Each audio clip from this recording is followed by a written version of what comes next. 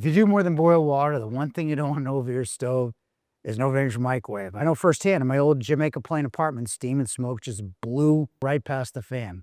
When I cook salmon, smell lingered for days. In this video, I'll show you why that happens, what really goes wrong in kitchens that rely on these microwaves, most importantly, the 3 things you need to get right so the air in your home doesn't smell like last night's salmon.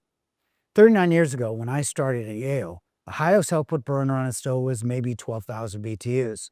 Today, most burners push 20 to 22,000 BTUs, almost double the heat, smoke, grease, plus harmful compounds like carbon dioxide, carbon monoxide, nitrogen oxide, and even formaldehyde.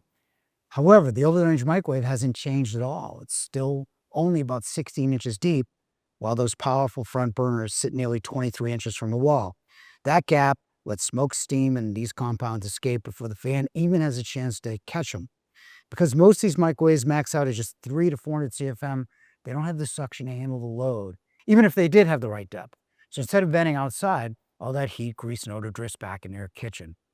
And with today's tighter windows and insulation, you're breathing more of it than ever. Here's the part that trips most people up. On paper, overrange microwave still looks like a smart choice. It saves space. They free up your counters and keep the microwave out of the way. In smaller Boston condos or older homes, where every inch matters, that's tempting.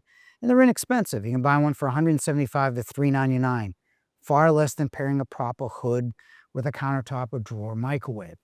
And they look tidy enough, especially if you buy the same brand as your stove and handles match. Builders love them for that reason. It checks the ventilation box in the spec sheet. The fan does almost nothing. So, feels like a win, but if you cook more than an occasional pot of pasta, that shortcut turns into a long-term problem. It really comes down to 3 things. As I said, your hood has to cover the front burners you cook on. Look for hood that's at least 23 to 24 inches deep so it actually exhausts what you're cooking. Most overrange microwaves max out at just 3 to 400 CFM. If you like to wok, cook, griddle, or stir fry, you want at least 600 CFM. And for larger pro ranges with grills and griddles, go up to 1200 CFM to actually evacuate all that heat, grease, smoke from your home. The best option for venting on every hood is straight up or straight back.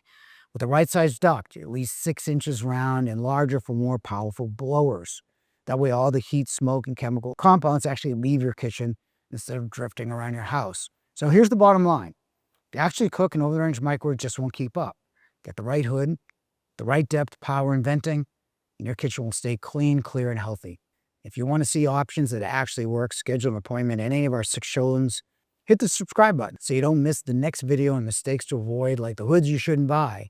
And thanks for watching.